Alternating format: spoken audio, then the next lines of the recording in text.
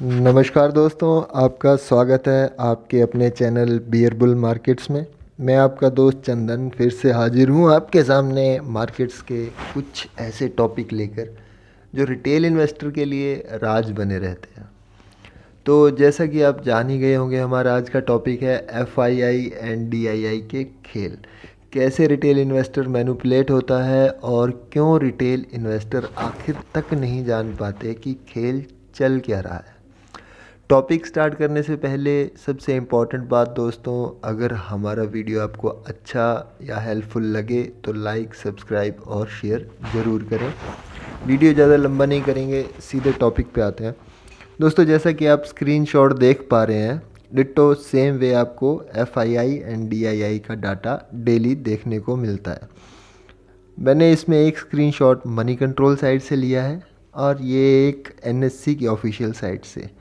और यही बहुत सारे एक्सपर्ट यूट्यूबर आपको दिखा दिखा के शोर करते हैं कि भाई आज तो भारी बिकवाली हो गई मार्केट में, एफआईआई इतने करोड़ का माल बेच गए, इतने करोड़ का माल खरीद गए, बिकवाली हो गई, खरीदी हो गई। तो अभी हम इसी खेल को समझने की यहाँ कोशिश करते हैं। ये जो आप स्क्रीनशॉट देख रहे हैं, ये रिसेंट 11 मई का डाटा है। तो पहले हम देखते हैं कि डीआईआई मतलब हमारे डोमेस्टिक इंस्टीट्यूशनल इन्वेस्टर्स ने क्या किया।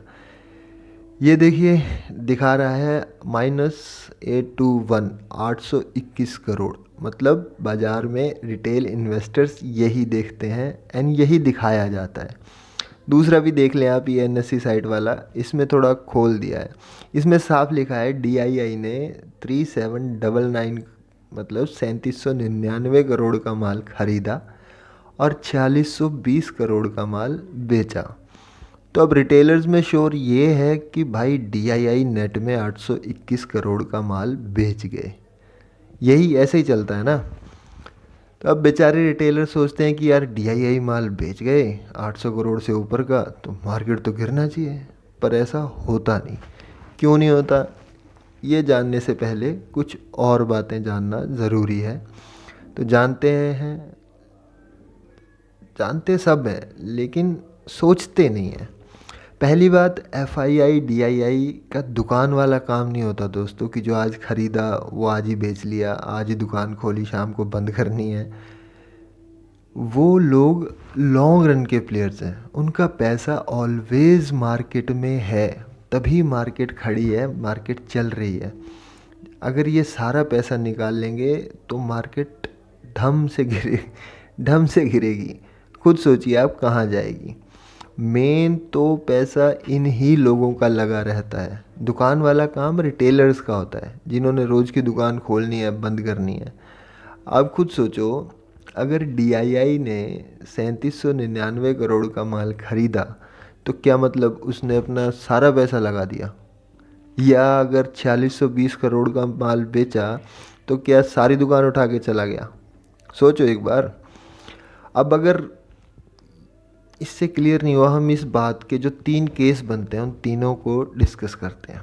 पहला, हम इस बात को समझते हैं, मान लेते हैं चलो उसकी टोटल पूंजी थी 3799 करोड़ और उसने लगा भी दिए मार्केट में और सेल किया 4620 करोड़। तो इसका क्या मतलब हुआ? 821 करोड़ की सेलिंग हुई। 3799 करोड़ अगर उसने मार्केट में लगाया तो मार्केट तो मूव भी हुई है ना, उसको कुछ प्रॉफिट एंड लॉस भी रहा होगा। उसका 3799 करोड़ 3799 करोड़ ही नहीं रहा ना, वो प्रॉफिट में आया। तो 3700 का 3800, 3900, 4000 करोड़, 4100 करोड़ कुछ हुआ होगा। तो अगर उसका प्रॉफिट आया, उसने बुक कर लिया 4620 करोड़ का, तो आप क्या बोलेंगे कि 821 करोड़ की सेलिंग हो गई या 821 करोड़ का प्रॉफिट बुक करके गया? और आपको क्या पता उसको कितना प्रॉफिट हुआ? ये कोई बता रहा है? ये डाटा कहीं मिलेगा? नहीं ना।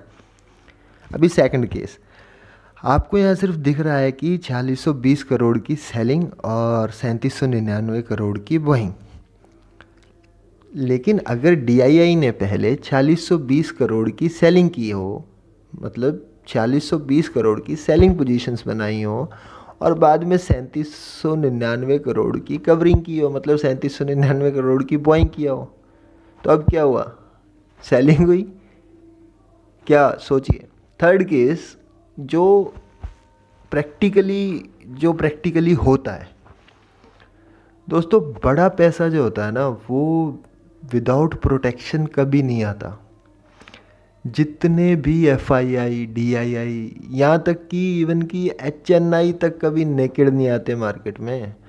अभी थोड़ा और सिंपल करता हूँ, ये नेकेड वर्ड क्या होता है। जैसे रिटेलर होते हैं ना दोस्तों, या तो बुआई कर लेते हैं या सेल कर लेते हैं, लेकिन बड़ा पैसा हमेशा कुछ पोजीशन बाइंग में बनाता है, कुछ सेल में, जिसको हेज करना भी बोलते हैं।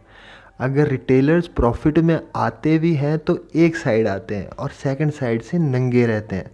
मतलब अगर बाई किया तो प्राइस बढ़ेगा तभी प्रॉफिट आएगा, लेकिन अगर प्राइस गिरा तो लॉस खाएगा। इसको कहते हैं नेकेड पोजीशन, जहां एक तरफ से पोजीशन नंगी रहती है, लॉस रहता है, खतरा, रिस्क रहता है।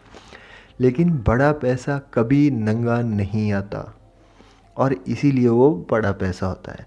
आई थिंक आपको क्लियर हुई होगी ये बात।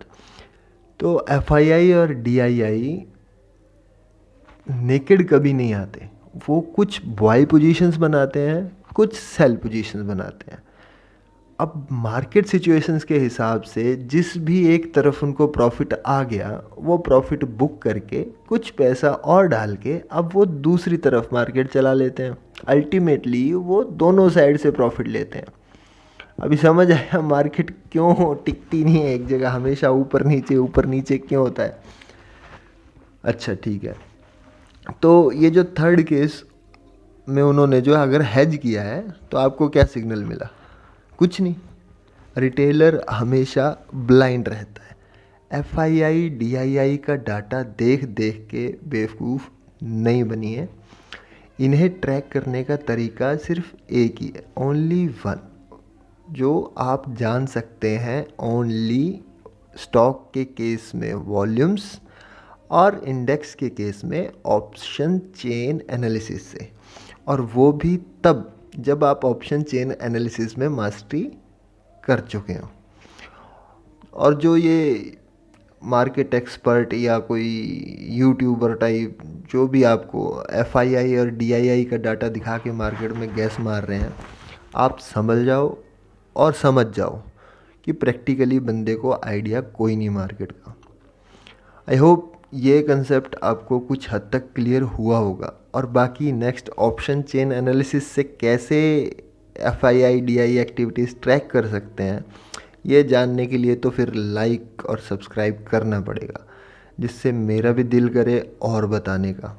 अभी के लिए इतना ही, फिर मिलते हैं इसी चैनल पर आपके लाइक्स और सब्सक्राइब के साथ। तब तक नमस्कार।